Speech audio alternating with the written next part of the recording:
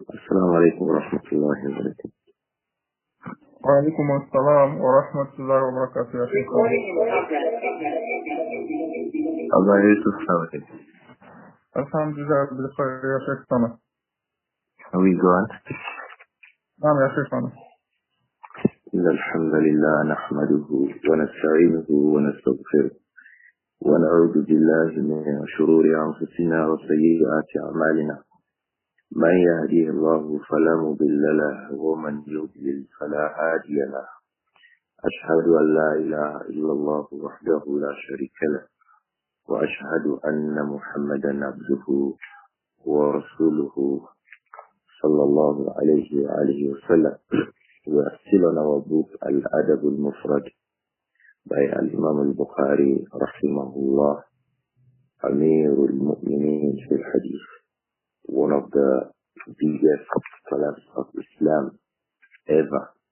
He has a book that's titled Al-Adab Al-Mufrad, a book that is separately compiled regarding the manners of a Muslim.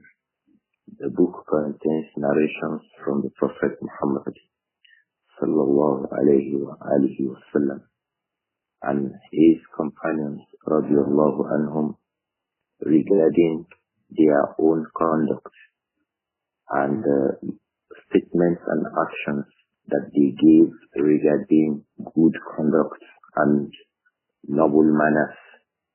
We are under the chapter of حسن الخلق إذا فقه باب حسن الخلق إذا فقه, the chapter regarding being a person of nice character after becoming a knowledgeable person. As an ordinary Muslim who is not from amongst the people of knowledge, it is required of us to be of noble characters.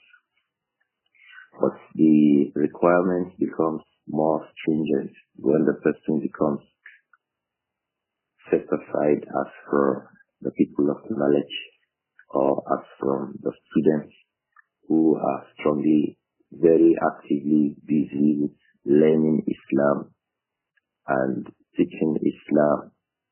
So if if it were possible to estimate the people's patience to be 60%, the patience of the learned person should be 85-90%. The learned person should show better character in the community than the rest of the Muslims. It's a big challenge in the community of the Muslims. So the people who ascribe to knowledge and who are ascribed to knowledge amongst us, we Muslims, it's a big issue amongst us that they necessarily should be the people with the best of character, the best lines of conduct. We have read three narrations from that, two from the Prophet Muhammad alayhi salatu wasalam, and one of them regarding the companion of the Prophet Muhammad alayhi salatu wasalam. In the first hadith we read in this chapter, the Prophet Muhammad sallallahu alayhi wa alihi wa sallam, Abdur-Raūf reported that Messenger said alayhi salatu wasalam, that إِنَّ الرَّجُلَ لَا يُدْرِكُ بِحُسْنِ خُلُقِهِ لَا يُدْرِكُ بِحُسْنِ خُلُقِهِ دَرَجَةَ الْقَائِمِ بِاللَّيْلِ. The individual who has good character, he would reach the status of the person who is regularly awake in the night for Qiyamul Layl. And we express how important and how high ranking the Qiyamul Layl is in Islam amongst the things of worship. Aside that, we also came to the hadith of Abu Hurairah radiyallahu anhu. When he said, سَمِعْتُ أَبَا الْقَاسِمِ يَقُولُ, I heard Abu Qasim referring to the Prophet alayhi salatu wasalam. I heard him saying that خَيْرُكُمْ إِسْلَامًا أَحَاسِنُكُمْ أَخْلَاقًا إِذَا فَقُهُ. خَيْرُكُمْ إِسْلَامًا, the best of you in is Islam. They are the best of you in their character after they became learned, after they became from amongst the scholars. His character is also nice. So two things. The man is a learned person. The man is a learned person upon the religion. Or he is from amongst those who are actively learning and teaching the religion. Actively learning, genuinely learning, not only posting to the learning. The man's approach to knowledge is active and genuine. Such a person is required to be from amongst the best of the people if he keeps to being from amongst the best of them in terms of his knowledge and in terms of his character. So he is knowledgeable and his character is very good. These are the noble, the best people amongst the Muslims. It's safe to say the best people amongst the Muslims are their scholars who have the best of characters. As such that we came to the narration regarding one of the companions of the Prophet Muhammad ﷺ, Zayd ibn Thabit, who was from amongst the scholars of the Quran in all its forms. It was reported regarding him that when he sat amongst the people, you find him to be a very noble person in his character. Hold this on your hand, O scholar, O learned person, O student of knowledge. Hold this on your hand. When you are in the midst of the people, your conduct should show your knowledge. Your conduct should show your knowledge. And when you come back home, when Zayd ibn Thabit returned home, the fact that he was from amongst the most noble, most learned, most respected, most highly rated, and so on amongst the people, it did not prevent him from being a free person inside his home, with his family, with his wives, with his kids, with his dependents who are with him. It did not stop him from being a free person who jokes with them, who smiles with them, who laughs with them. And the point of reference is that as learned as Zayd ibn Thabit was, and as respected in the community as he was, his knowledge led him to understand that everything must be placed in their places. Knowledge made him, guided him to an understanding by Allah's permission that everything should be in its place. When you're with the people, it is of huge sense of nobility. And when you are in the privacy with your family, at home, yes, relate with them as is appropriate. Zayd ibn Thabit is teaching other people of knowledge how to conduct themselves both publicly and privately. The next narration is Hadith 287, where Al-Imām Al-Bukhāri rahimahullah said, حدثنا صدقة قال أخبرنا يزيد بن هارون عن محمد بن إسحاق عن داود بن حسين عن إكرمة عن ابن عباس رضي الله عنهما قال سئل النبي صلى الله عليه وآله وسلم أي الأديان أحب إلى الله عز وجل قال الحنيفية السمحة سئل النبي صلى الله عليه وآله وسلم أي الأديان أحب إلى الله قال الحنيفية السمحة. Al-Imām Al-Bukhāri rahimahullah reported this hadith from his Shaykh Sadaqah. It is one proof that amongst the early Muslims, one of the names they bore was what? Sadaqah. Sadaqah as in Sadaqah. Sadaqah as in Sadaqah. In the way we know it. Sadaqah. So don't come to ask it. Ustaz, can someone bear the name Sadaqah? Yes, the early Muslims used to bear that name Sadaqah. And one of those who had that name Sadaqah amongst the early Muslims was who?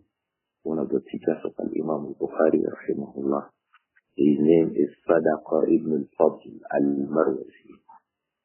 Sadaqa ibn al-Fadl al-Marwazi. I would say it's a male name. Sadaqa is a male name here. قال أخبرنا يزيد بن هارون.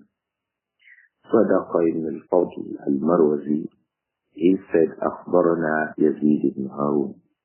Yazid ibn Harun, Shaykh al-Islam, Abu Khalid as-Sulami. Yazid ibn Harun was a very, very learned person amongst the scholars.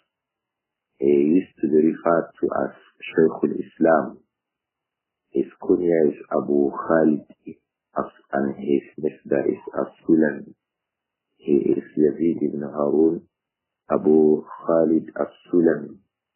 He said, and Muhammad ibn Ishaq, and Dawood ibn Hussein, and Ikrima is reporting from Muhammad ibn Ishaq ibn Yasar, who is reporting from Dawood ibn Hussein, and Dawood ibn Hussein is reporting from that eminent student of Abdullah ibn Abbas, and his name is Ikrima al-Barbari. Ikrima al-Barbari was from amongst the biggest scholars who emerged from the learning circles of Abdullah ibn Abbas. The learning circles of Abdullah ibn Abbas in Makkah, in Misr, in other places where he resided and spread knowledge, radiallahu anhuma, and Taif, and so on. Abdullah ibn Abbas has very, very big students who graduated from him. From amongst them was Al-Imām Sa'id ibn Jubayr. From amongst them was Mujahid ibn Jabr al-Makki rahimahullah. And from amongst them was Al-Imām Ikrima al-Barbari rahimahullah. He is reporting from his teacher Abdullah ibn Abbas, who said, سئل النبي صلى الله عليه وآله وسلم.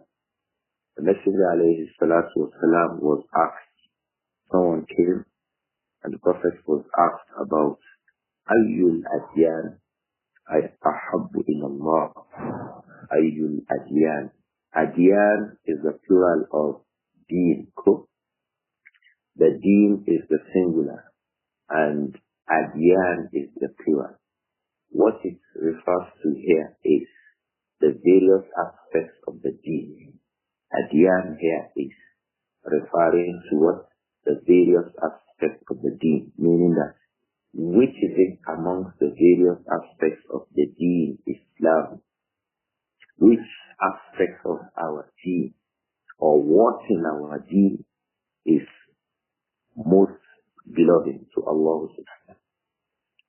Because whoever takes upon a deen apart from Islam will not be accepted of him. Allah said that to us in the Quran. وَمَنْ يَبْتَغِ غَيْرَ الْإِسْلَامِ دِينًا. Whoever has a deen, seeks a deen, goes after a deen other than Islam, فَلَنْ يُقْبَلَ مِنْهُ. It will never be accepted of him. And such persons will be from amongst the losers on the day of Qiyamah. So when it says, Ayyul Adyan ahabbu ila Allah, which of the various deen is most beloved to Allah, except upon an understanding that the question is a wide one. The question is a wide one, but the question is specific because of that verse of the Quran that makes us understand that there is no deen that is accepted before Allah. There is no deen that is beloved to Allah except the deen of Islam. That's why what you hear some Yoruba people saying that Christianity is the second religion, is a statement that is wrong, SNKG. As if to say, like the next thing. There is no next thing apart from Islam. Apart from Islam, in terms of service to Allah subhanahu wa ta'ala, the rest of the paths are paths of misguidance that were established for the people by way of putting the people away from Allah subhanahu wa ta'ala. All the messengers of Allah who had come, were Muslims and they did not preach any other than Islam. So وَمَنْ يَبْتَغِي غَيْرَ الْإِسْلَامِ دِينًا, whoever seeks other than Islam as his deen or her deen, it will never be accepted. فَلَنْ يُقْبَلَ مِنْهُ. And then Allah also said to us, إِنَّ الدِّينَ عِنْدَ اللَّهِ al-Islam. The deen with Allah is al-Islam. All others are not. They are just paths that people have chosen for themselves by way of distancing themselves away from Allah subhanahu wa ta'ala. So when it asks that Ayyul Adyan, what it refers to is that the aspects of the deen, because the various aspects of the deen of an individual can also be referred to as what? Deen. If you refer to how a man observes salah, it is from his deen. If you refer to a man's character, it is from that man's deen. If you refer to how honest he is, that is from his deen. So from that angle, you can say Adyan. So the question that was asked the Messenger alayhi salatu wasalam, that Ayyul Adyani ahabbu ila Allah, what it refers to is that what aspect, what is it from the khisal of Islam that is most beloved to Allah?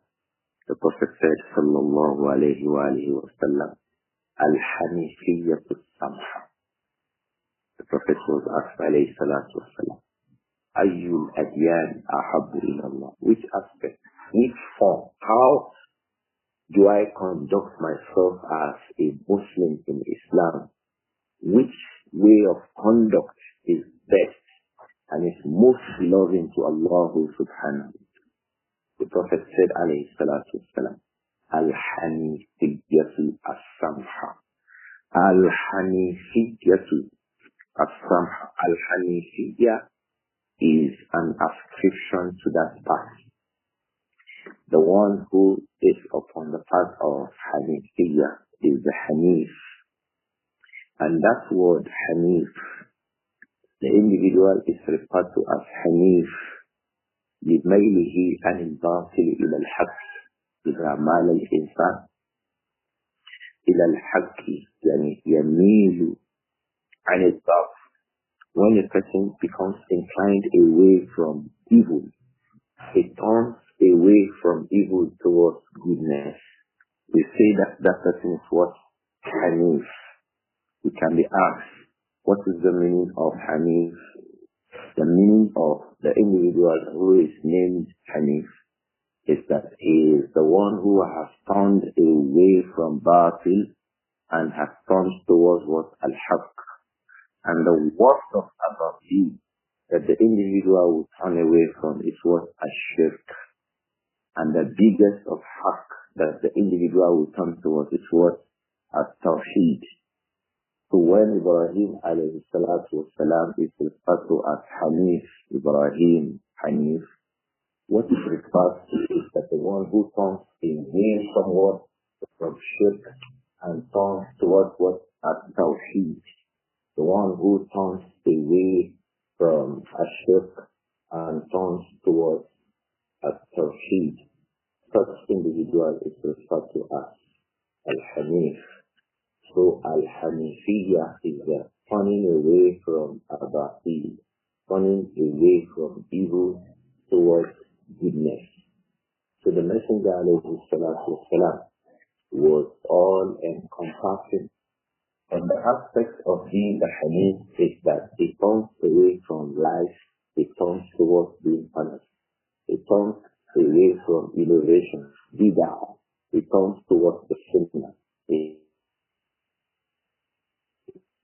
Each time the person turns away from something that is batil, and he turns by that towards something that is haq. This is from the aspects of Al-Hanifiyya. So the entirety of Islam is from the aspect of what? Al-Hanifiyya. Because it is turning away from servitude to other than Allah towards servitude for Allah alone. It is turning away from inhirafat, turning away from misguidance and stray, and turning towards the sunnah of the Messenger alayhi salatu wasalam. So this is what is referred to as what? Al-Hanifiyya. Now, when that person makes that turning away from batil towards haq, he makes it sahla. That Hanifiyya is what? Samha. When he makes it what? Sahla. So, Ahabbul Adab, it was Al-Hanifiyya Sahla. Turning away from batil towards haq. Turning away from shirk towards tawheed. Turning away from bid'ah towards what? Towards the sunnah. And making that turning a turn of ease. Making it a thing of ease. So another expression for the hadith is says, being upon this deen soundly and easily. Being upon Islam sound. Make your Islam sound. The best approach to Islam is make it sound and make it easy. Make it sound. Be easy in it. Follow the path of ease. In your sticking to Islam, follow the path of ease. In your sticking to Islam, soundly. Because some of the people will say, oh, are you now saying that we should take Islam easy? And then become, no, turn away from everything that contradicts Islam. Turn away from everything that contradicts the Sunnah. And in your turning, be upon ease, because the deen itself is upon ease. Abu-Hurairah radiallahu anhu, Al-Imām Al-Bukhāri reports from him in his Sahih, Kitab Al-Imām, when he said, Inna ad-deena yusr, this deen is ease. He didn't say, Inna ad-deena yasir. He said it is yusr, to explain that it is ease itself. This deen, that Hanifiyya, if you stick to Islam properly, you will see that you are sticking to ease. So to say that employ ease in your deen is not to say that you be lax in the deen. Some of the young people understand things inappropriately in our times. So they can say, oh, what you are saying now is that for everything is easy. Instead of observing 4 rak'ahs of Zuhur, I should observe 4 rak'ahs of Asr. No, that's not the point. If you observe 4 rak'ahs in Zuhur, 4 rak'ahs of Asr, this is being upon Hanifiyya. If you do any other than that, you are not upon Hanifiyya in that act. So being upon Hanifiyya and saying that it should be upon ease, in that it's not to be lax. That is not an invitation to laxity. Because being upon Hanifiyya itself shows that you would have dropped laxity aside. You are upon sound Islam. But being upon sound Islam, make it be upon ease. Be easy with yourself and be easy with the people. Let me cite 1 or 2 examples to make this matter clearer. In the time of the Messenger, a woman, he was told about a woman or the person who would observe Qiyamul Layl so much that the person became so stressed and inability or unable to do other things. In the deal of bringing stress to the soul regarding that, the Messenger discouraged that. Some of the people came and said, oh, they will observe Qiyamul Layl throughout. They will not have anything to do with their death. They will not sleep at all. Because to be upon Qiyamul Layl and soundly so is from the path of the deed, yes, but be upon ease in that. Be easy with yourself. Sleep sometimes. Make Qiyamul Layl at other parts of the night. Eat food sometimes. Don't fast sometimes. Fast sometimes. Sleep sometimes. Be upon worship sometimes. This is the ease that we are talking about. Be balanced in your deen. Be balanced in your deen. Be balanced in the deen. This is an intrinsic aspect of Islam. Being balanced and being upon ease. When you are balanced in your deen, you will find ease. So what the people find hard, you find it easy. Why? You are upon balance in the deen. If you stay awake, rest. If you have been tired, rest. If you have been worshiping, relax. Do it like this, rest, relax. Because relaxing itself is from the aspect of giving the rights of the body to the body itself. And from the aspect of the duty that we place everybody upon their rights. So this is al-hanifiyyah samha. Being a person who turns away from evil towards goodness in ease, or with ease, upon ease. Al-hanifiyyah samha. But why now has it been that Al-Imām Al-Bukhāri rahimahullah has placed this hadith under the chapter that the character of the learned person is so incumbent that his character is found? What is the connection between al-hanifiyyah samha and that the learned person, the scholar, should be upon husnul khulq? The ulama say the connection between al-hanifiyyah and husnul khulq for a learned person is that knowledge makes you know where to place everything. Allah guides you with the knowledge that He has given to you to know where to place everything. The man is sick from fever. He may not be able to go to the masjid for Qiyamul Layl in the month of Ramadan. He knows where to place what.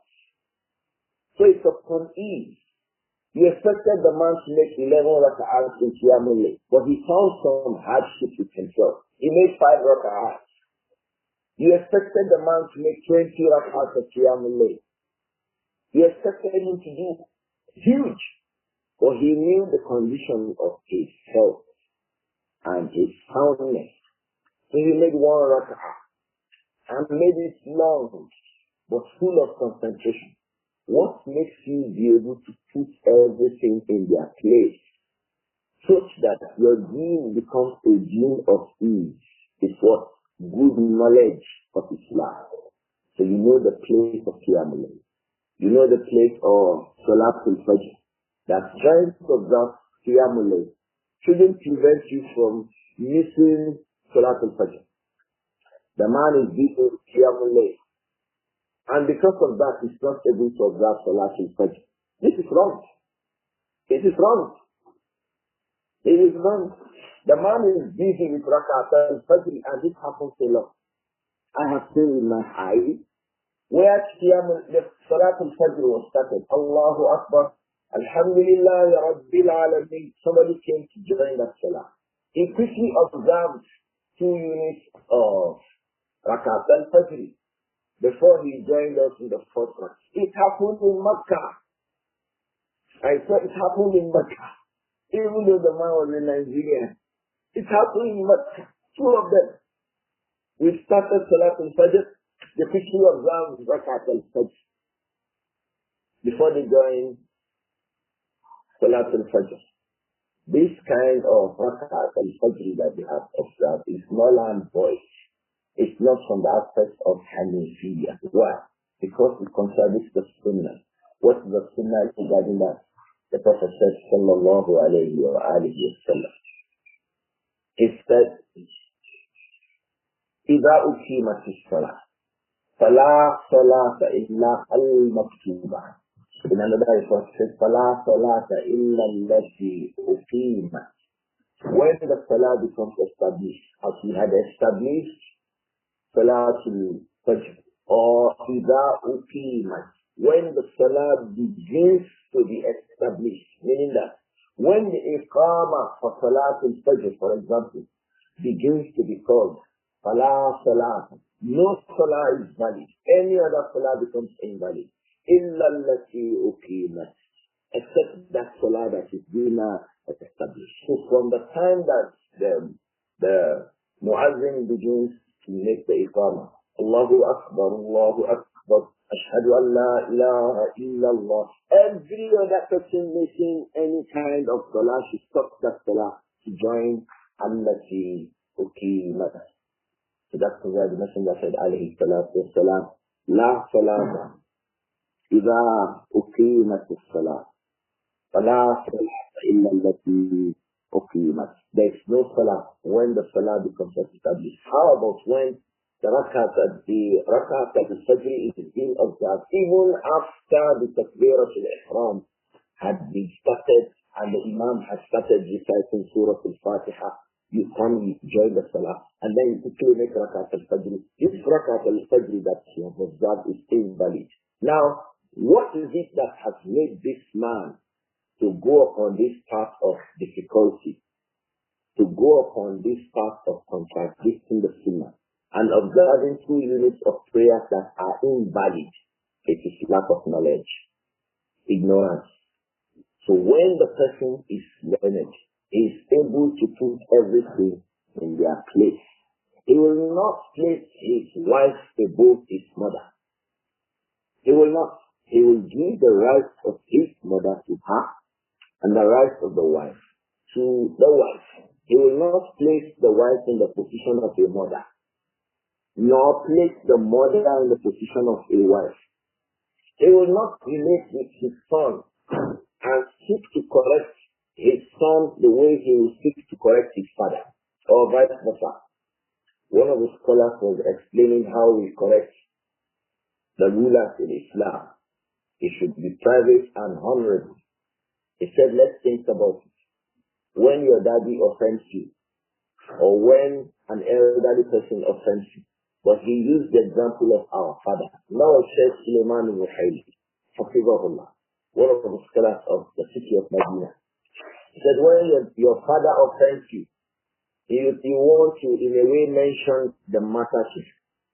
Is it the same way that you mention the matter to him that you address an offense by your son towards you?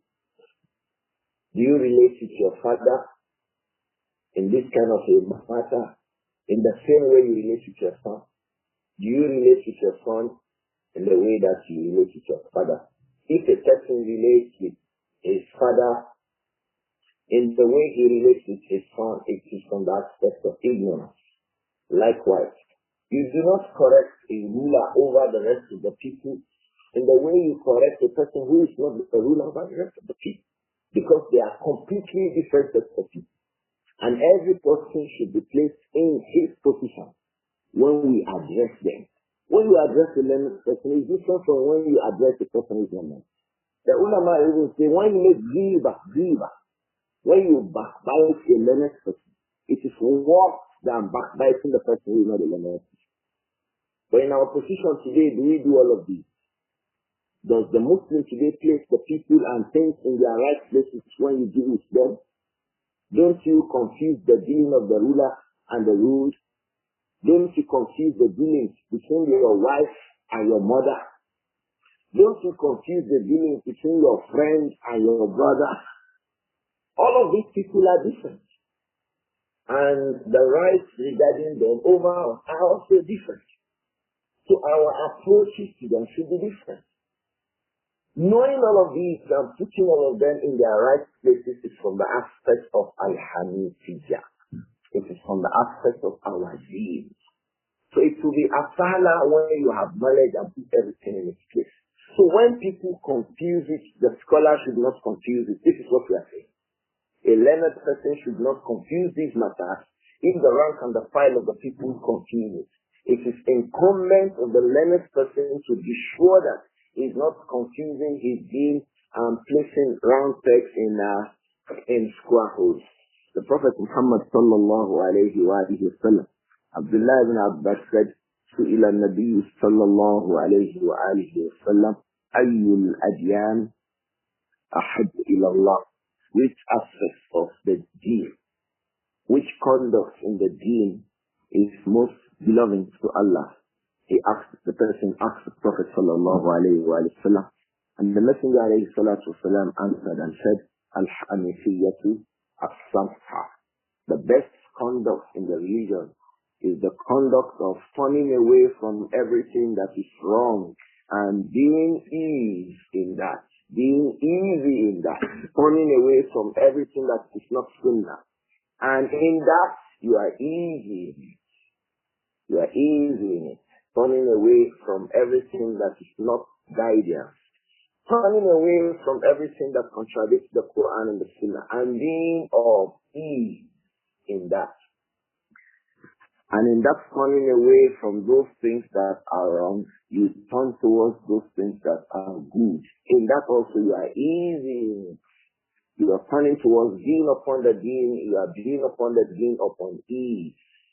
Upon ease. And putting things in their right places. I think that will suffice for Hadith 287.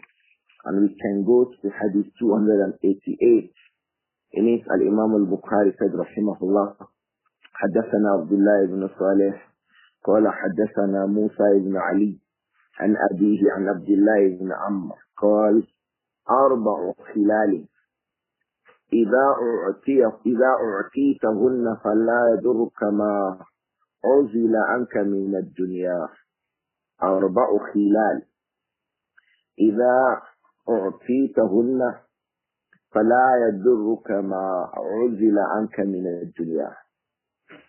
حسن خليقة وعفاف طعمة وصدق حديث وحفظ أمانة. 4 خلال إذا أعطيتهن فلا يضرك ما عزل عنك من الدنيا. حسن خليقة وعفاف طعمة وصدق حديث وحفظ أمانة.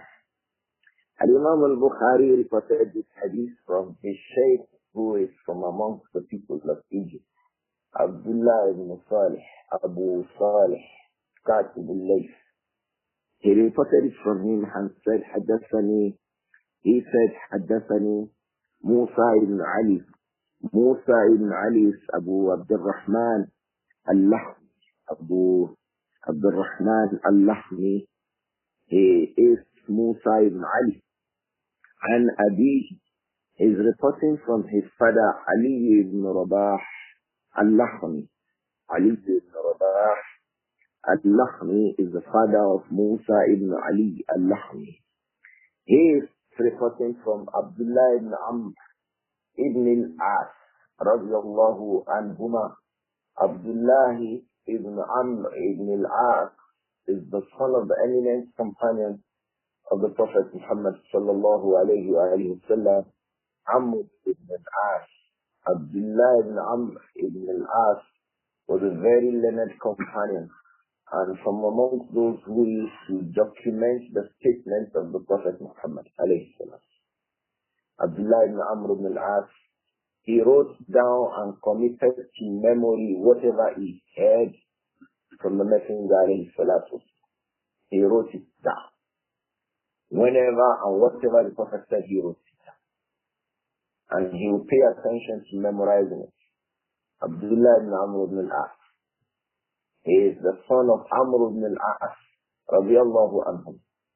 Whatever he heard from the Messenger alayhi salatu salam, he wrote it down.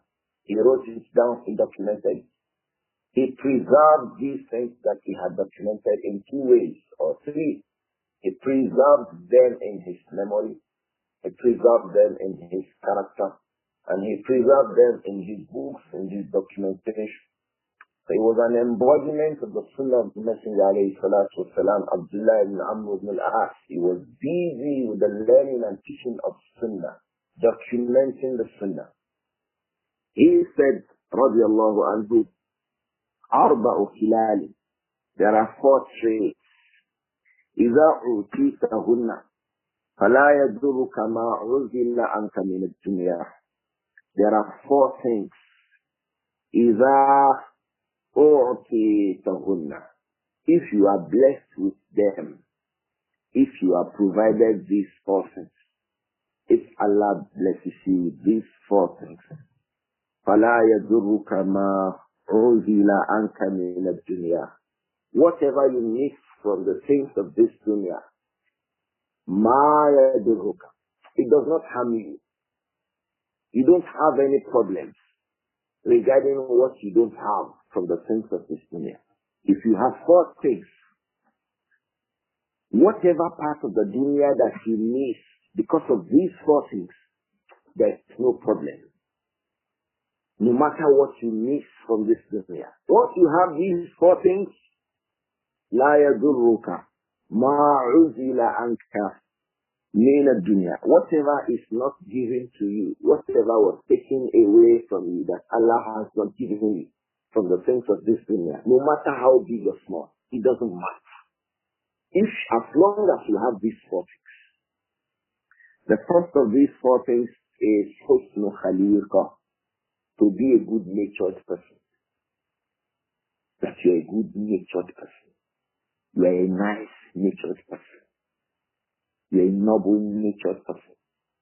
When you are silent, it is a noble-natured silence. When you speak, it is a noble-natured speech. When you act, it is seen in you that this person is a person of nobility. When you dress, when you talk, when you walk, even in the way you walk, your walk, how do you you're walking? How do you conduct yourself in that? In your relationship with the people, how do you conduct yourself?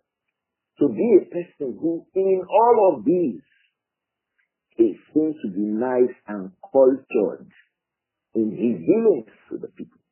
When you are like this, if you have this one, you have had one of the four things that when a person has it, what he misses from this dunya is not important. The first one is what? Husnu khaliqa, to be a nice-natured person. The second thing that is so important for us to have, that when we have them, what we miss from this dunya is not important. It's what? Afaf futu'na. To be choosing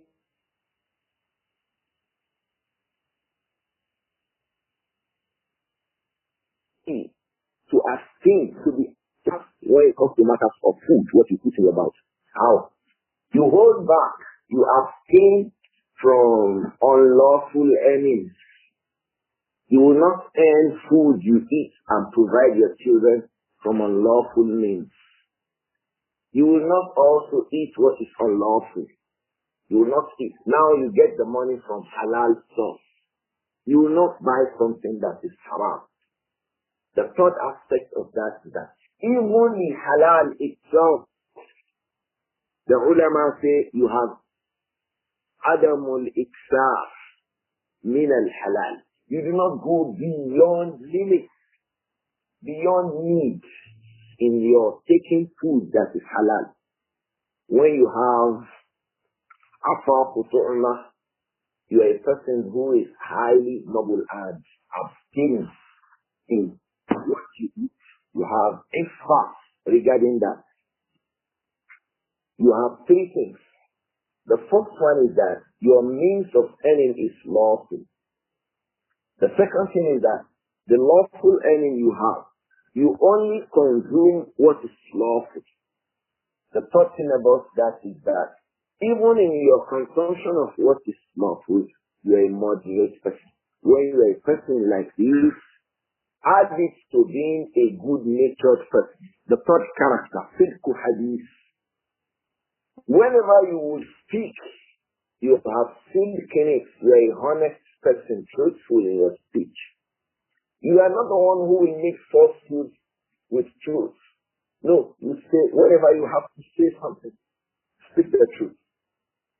If you are a truthful person in your speech, you are a careful person regarding what you eat, you are a good-natured person, and you have hifzu amana. You preserve trust that is given unto you. When you are entrusted in something, you preserve the trust. You have hifzu amana. When you have these four things, Abdullah ibn Amr ibn al-As said, لا يدرك ما أنزل عنك من الدنيا لا يضرك ما أنزل عنك من الدنيا. It does not matter. It does not bring any harm to you. Don't consider it as a problem. Whatever you would have missed from this dunya. Meaning that if being good-natured makes you miss things from dunya is not important, that thing that you have missed. If sidku, hadith, being truthful in your speech is the reason why some sort of money you didn't get it. Good and better for you. If hifzu amana, preserving trust, is the reason why you are not a rich person. You are placed in charge of the finances of your company. Many people go to steal the money so that to enrich themselves. If your own hifzu amana, preserving trust that have been given to you, is the reason why you are not rich, then it doesn't matter that you are not rich. Your not being rich will not be of any harm to you. Allah will provide you from His profits, subhanahu wa ta'ala. Abdullah ibn Amr ibn al-As said, أربع خلال إذا أوتيتهن فلا يضرك ما عُزِلَ عنك من الدنيا. There are 4 traits. When Allah blesses you with these 4 traits, لا يضرك ما عُزِلَ عنك من الدنيا. It will not bring harm to you, whatever of the things of this dunya that you miss as a result of sticking to these 4 traits. The first of these 4 traits is what? Husnu khaliqa. Being a person who is nice in his nature, in his character, in his conduct, is a nice natured person. Likewise, if you have afa futu'na, you're a person who holds back a lot regarding what you put in your mouth. You don't just eat anything. You are sure that what you eat is from halal means. And what that food itself is also halal. Even the halal food that you have obtained from halal resources, you are also moderate in that. Likewise, you have sifku hadith. You are a person who is truthful in your speech. You also have hifzu amana. You are a person who preserves the trust that we are giving to him.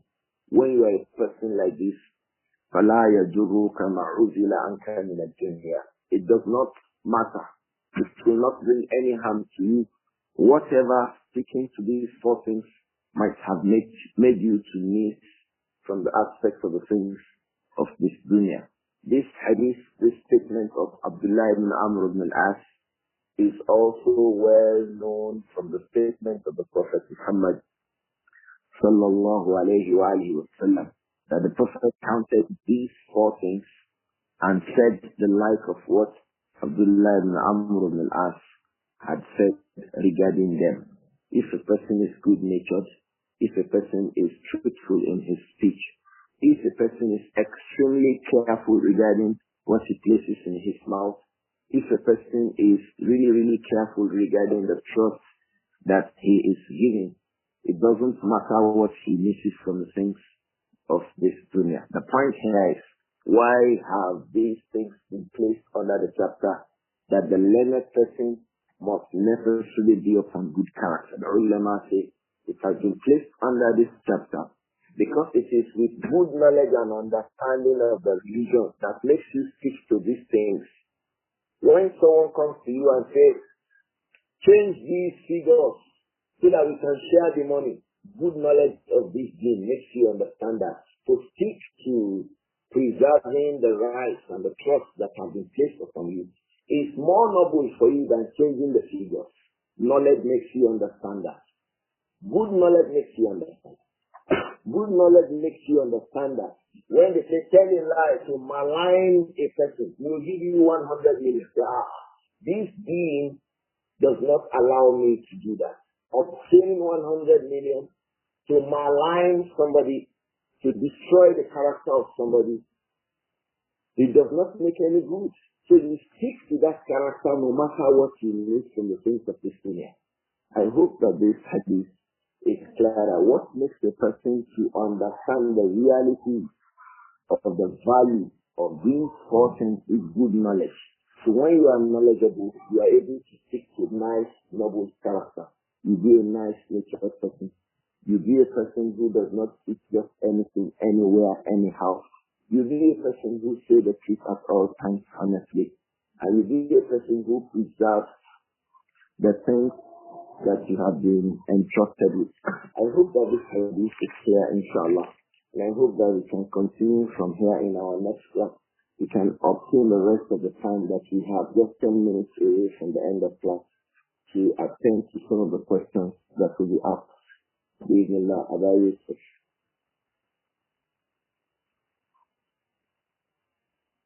نعم جزاكم الله خيرا يا شيخنا. أحسن الله إليكم. آمين وأنتم فجزاكم الله خير. Nāsir, in the hadith that prohibits every salah except the prescribed one, what if they were praying Nawafil like Tarawih and we started our Isha? We have already started immediately before the commencement of Tarawih in congregation. Should we stop the Isha and join the bigger Jama'ah or continue our Isha? Well, some of the scholars have talked to that hadith to emphasize that. Some of the scholars have talked to that hadith to emphasize that the entire masjid is always upon a single page. So that the entire masjid is always upon a single page. More so that it is lawful for you to observe Salatul Isha behind those who will be observing the Tarawih. It is lawful to observe Salatul Isha behind those who are observing the Tarawih. If they make the taslim after the first 2 rakats that they make, you stand up and you complete your 4 rakats of Salatul Isha. So if you come to the masjid and find that Isha has been observed and they will soon start Tarawih, you can observe the Tarawih with them.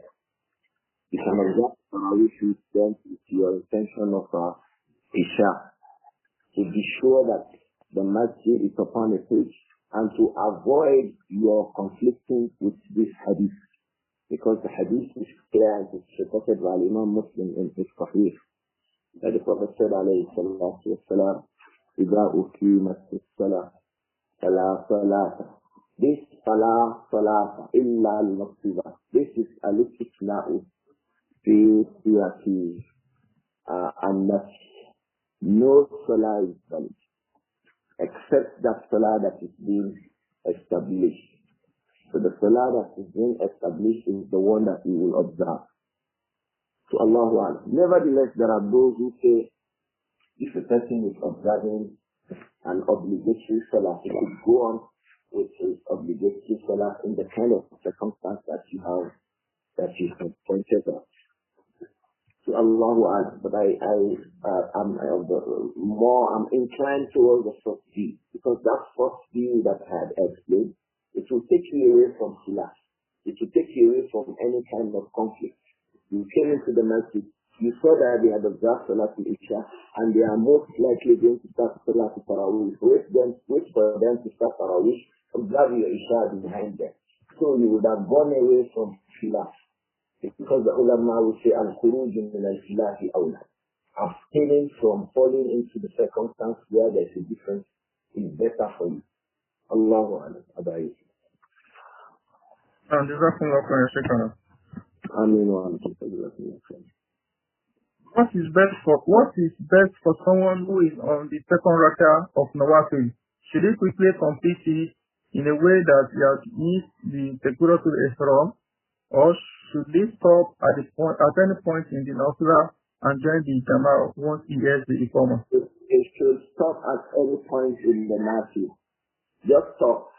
Just exit the Nafila, because that Nafila you are observing after the Iqamah has been made, or while the Iqamah is being made, is been declared invalid.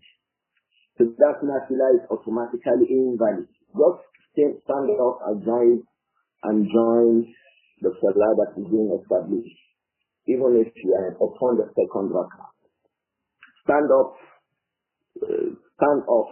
just go off that salah, because that salah you are observing is already declared as invalid and null. So you can annul it. So just go off, then join the next salah. I hope that this is clear about it. When someone joins a Jama'ah and the Imam makes a mistake but corrects it after taslim, which is all the questions today about Salat in Jama'ah, there are no questions about the matters that we have discussed. You have asked about 3-4 questions about Salat in Jama'ah. We can address that matter.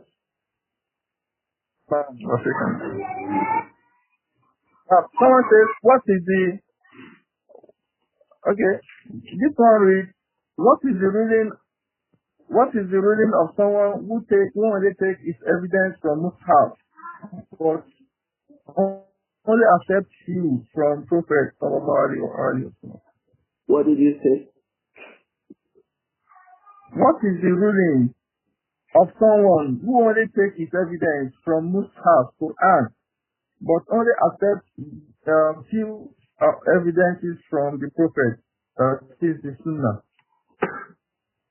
A person who takes his evidences from the Quran and he accepts the Sunnah when he likes, he has not actually taken the evidence from the Quran.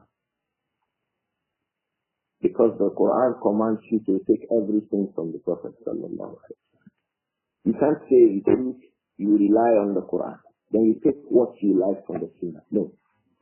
What the Quran wants you to do is to take the Quran and take everything from the Sunnah that is authentic. When the Sunnah is authentic, take it. And take everything from the Quran. This is what the Quran says. The Quran says, Ataakum ar-Rasul. Whatever the Prophet brings to you, take it. The Quran that you want to take from says, Ataakum ar-Rasul. Whatever the Prophet brings to you, take it. Likewise, whatever he prohibits you, abstain from it. So don't be selective in your taking of the Sunnah. Once it is established that yes, this is actually a statement of the Prophet. Because that verse in the Quran says what the Prophet brings. So what the Prophet actually brings is that which is authentically ascribed to him. When it is not authentic, you cannot say the Prophet brought it. Why? Because it is not authentic. So if the Sunnah is authentic, then you must necessarily rely on it. How do we know? The Quran that you say you stick to says, whatever the Prophet brings to you, take it. Whatever the Prophet prohibits you, abstain from it. So it's not lawful for a person to say, oh, I accept the Quran, but the Hadith, I will take whatever is conforming with my head. When you do that, you have not even followed the Quran, because the Quran tells you to accept everything that the Prophet has brought to you, as long as it is authentically ascribed to him. Some Muslim allies have these kinds of elitist arrogance in them. They will tell you that if it is a verse of the Quran, I will accept. But if it is a hadith, I will think about it. So their intellect, whether big or small, becomes the yardstick to accept the statement of the Prophet Muhammad. This kind of a hypocrisy, this kind of an attitude is from the aspect of arrogance, looking down upon the truth. The truth that is established in the Quran is that the Quran says, مَا أَتَاكُمُ الرَّسُولُ فَخُذُوا. Whatever the Prophet brings to you, take it. وَمَا نَهَاكُمْ عَنْهُ فَانْتَهُوا.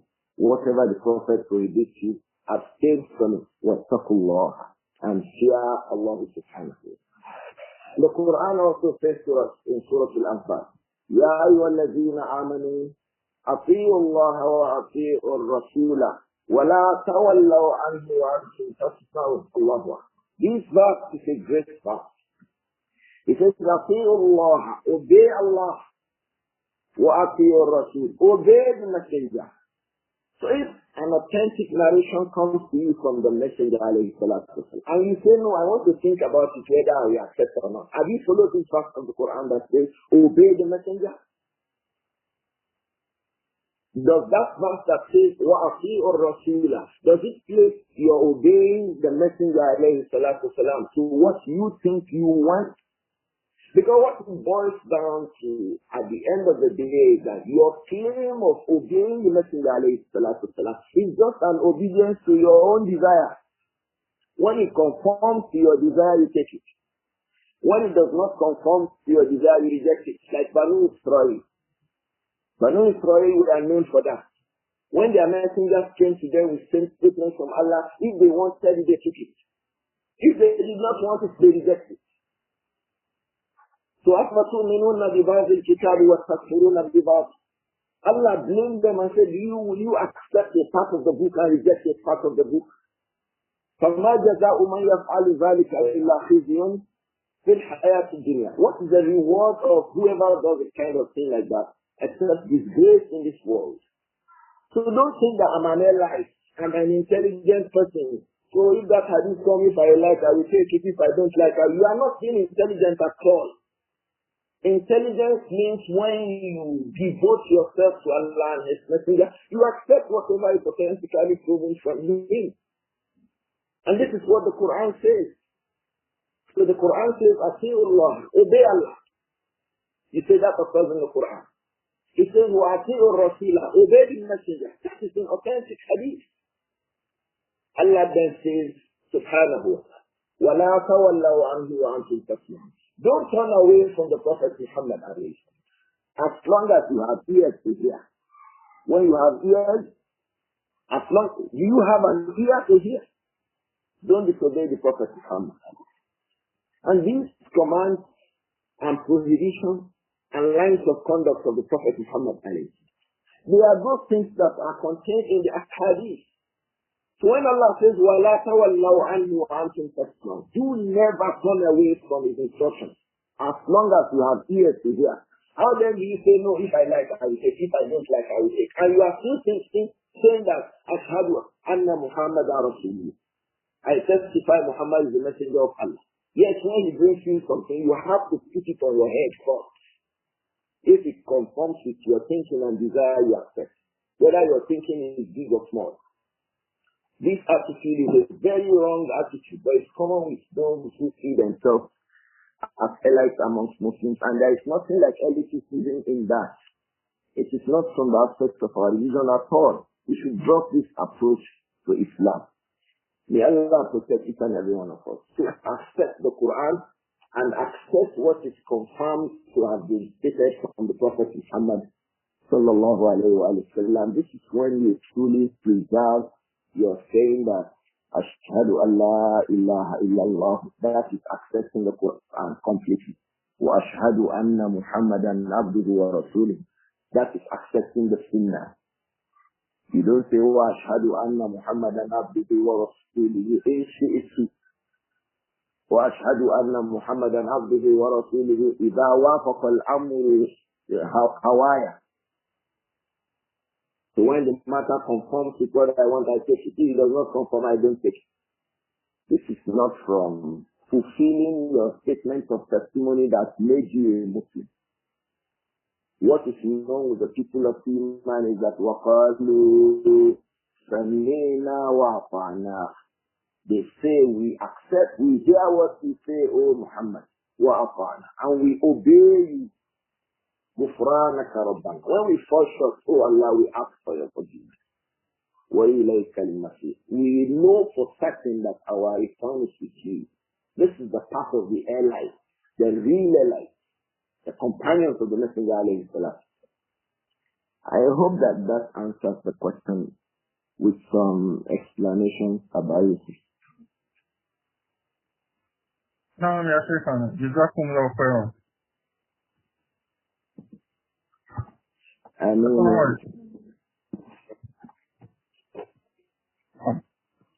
What should be our reactions? What should be our reactions to those who insult the Prophet sallallahu alaihi wasallam?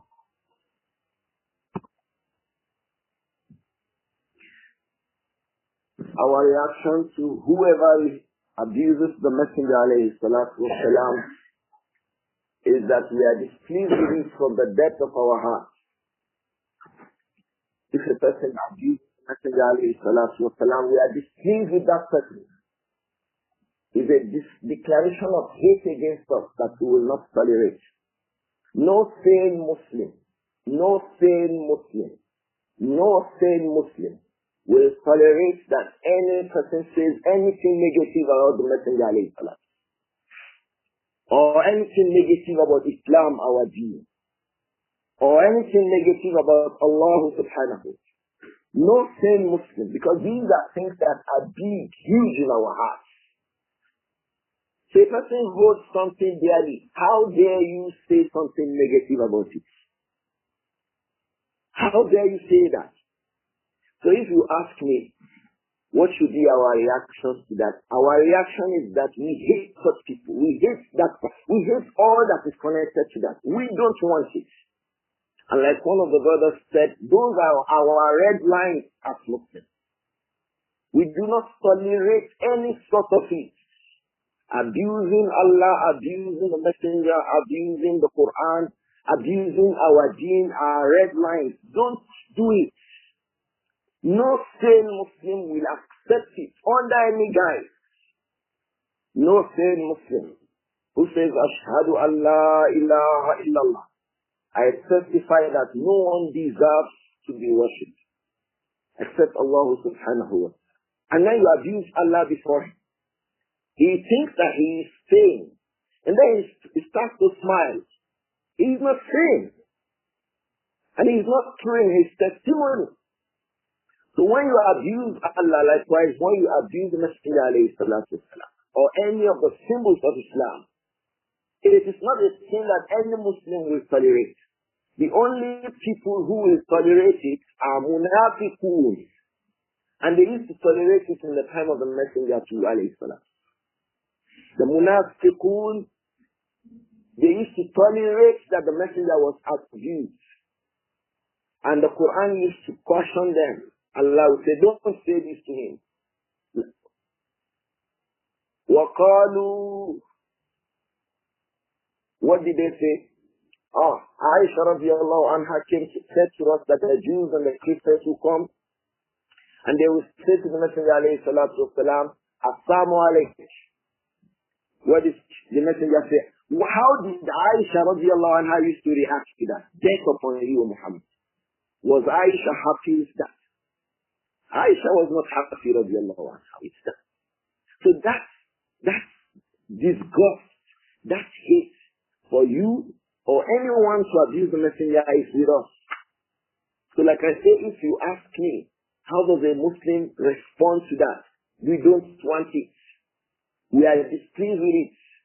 It brings sadness to us, to our bones, to our marrows. And it cannot be tolerated by any sane Muslim. You can ask again. What is the ruling regarding a person who does that? It's a capital offense in Islam. In Islam, that has its own legal rulings.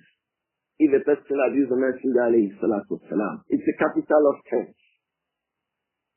And it is a capital punishment that will be meted to that person. The government of Islam will arrest the person.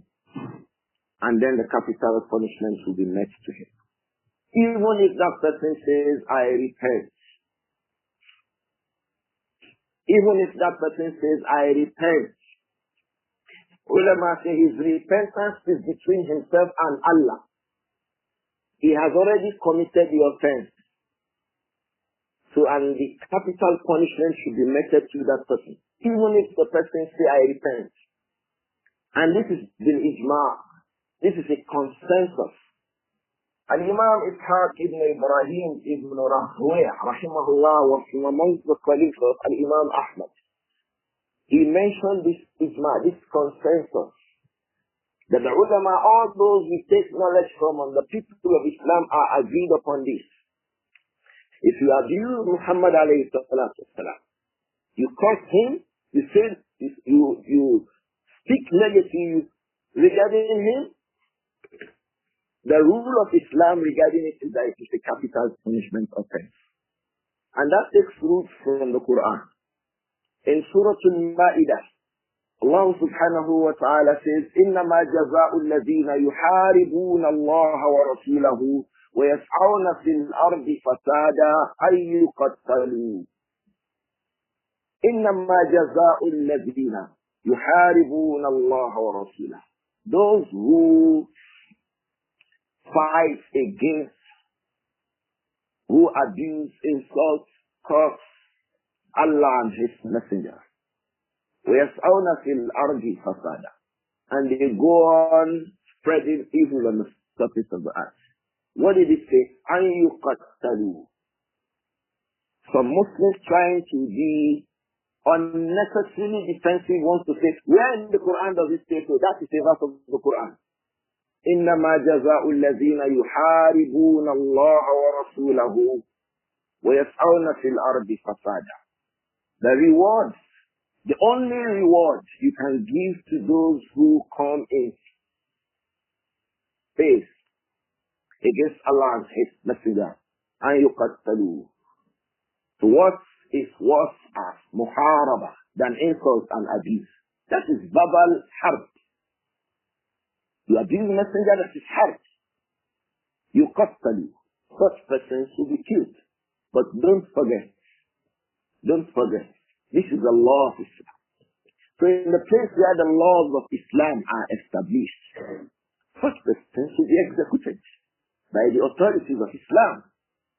If a person commits murder, who executes the person? The government.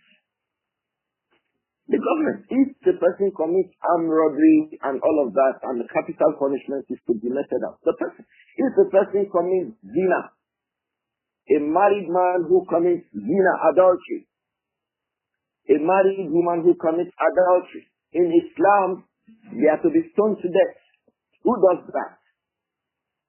The government. The government brings them, establishes the rule against them, and then the person is left with the punishment, male or female.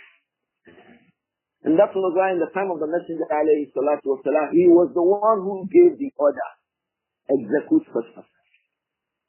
So when a person commits an offense of a capital punishment, the government of Islam, the established government in the location where that was done, carries out that capital offense, not the individual, not the person. Why? So that confusion does not go in the community.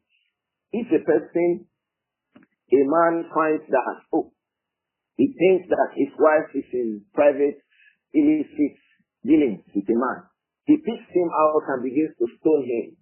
You see, there will be confusion in the community.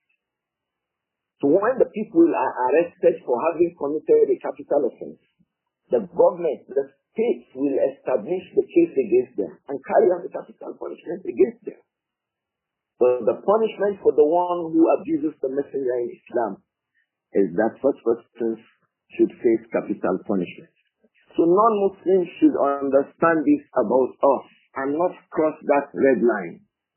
Non-Muslims should understand it about us and not cross that red line.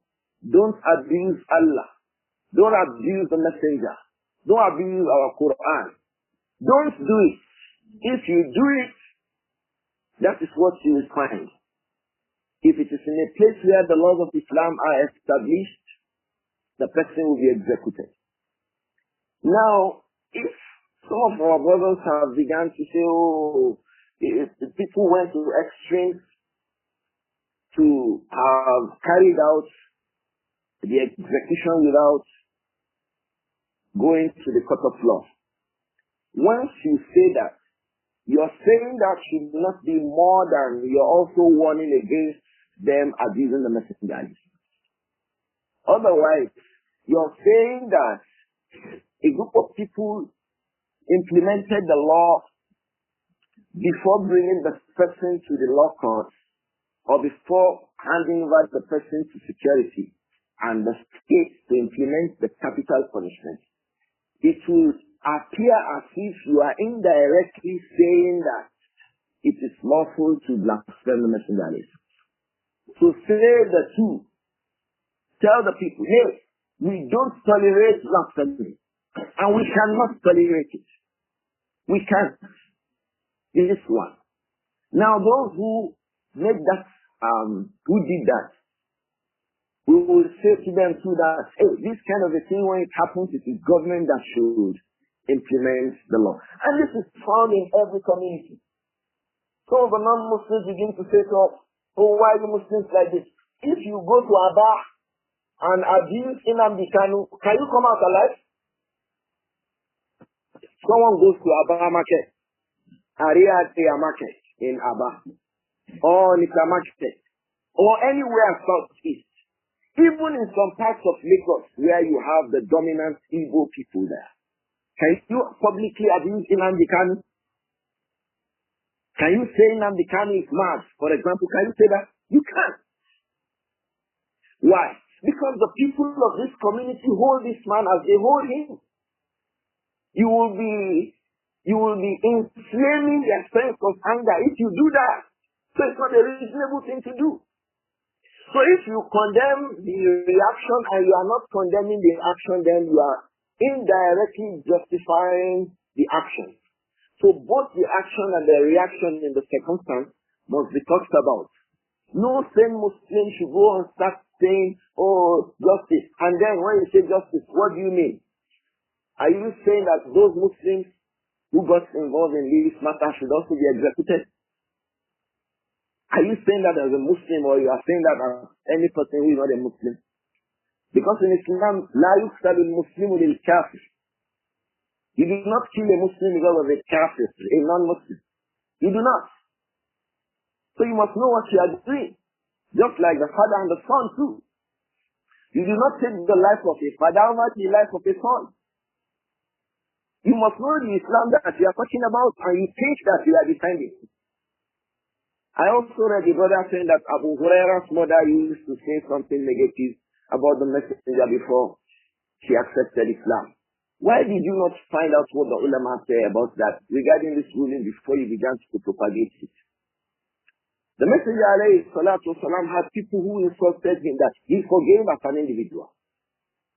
So if the messenger was here and he said, hey, I forgive him, yes, that's it. The person will not be executed.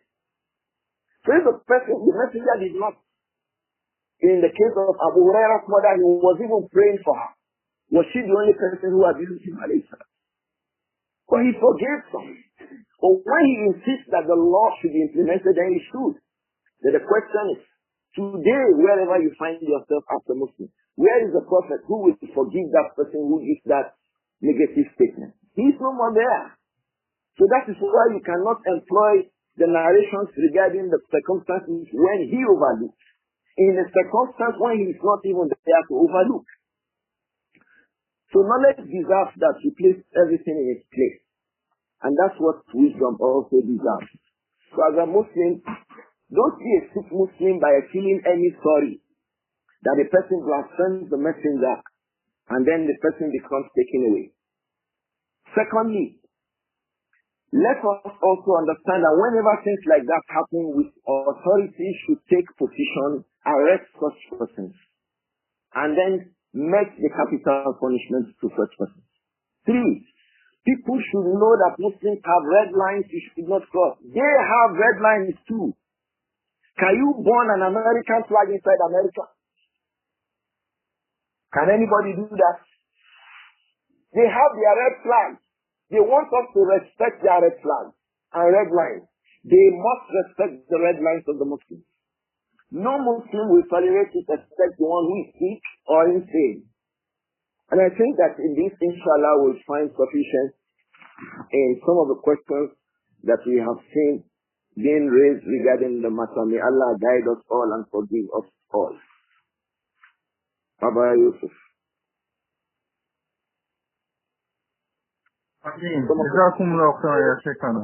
not mean that the Prophet was tolerant, the Prophet was this, the Prophet was that? The Prophet was tolerant in the circumstance of tolerance. Wasn't he the tolerant messenger when he went to battle with non-Muslims? The messenger had just what? This is one negative way we present the messenger alayhi salatu wasalam. He was not a man who placed round pegs in square holes. When the situation required war, the Prophet Muhammad went to war. Alayhi salatu wasalam. When the situation required a war, he was the man, alayhi salatu wasalam. When the situation required patience and overlooking, he overlooked and he was patient. Patient. So don't say the messenger was patient in every condition. No. He was patient when the situation required that. And he was hopeful. He had things to make him feel, let's be patient here.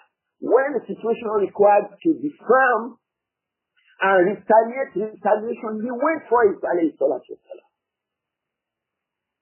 So no one should take this deal for a thing of play. We are not joking here in Islam. There are red lines, things you must not cross. So the messenger was not a man who, when he slapped him, he turned the other eye to you, slapped the other one. He attended to you as it was necessary. And as the situation required. This is our Islam, putting round pegs in round holes. Everything in their place as the knowledge and wisdom required.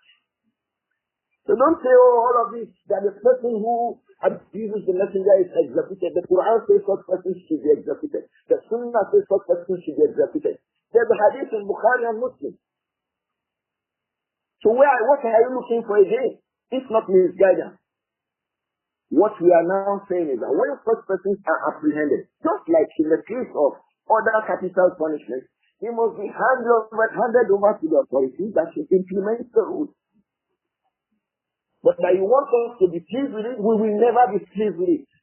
And when you say that those who erred regarding the handling of the matter, they should be brought to the book, you must know what you are saying when you say they should be brought to the book.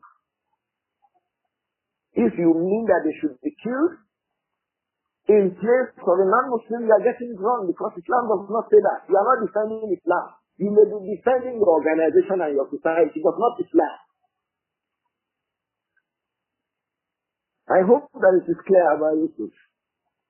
Allahu Akbar. I mean, I think you can call it a day.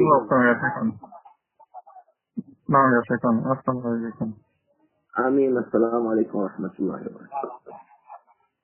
وعليكم السلام ورحمة الله وبركاته.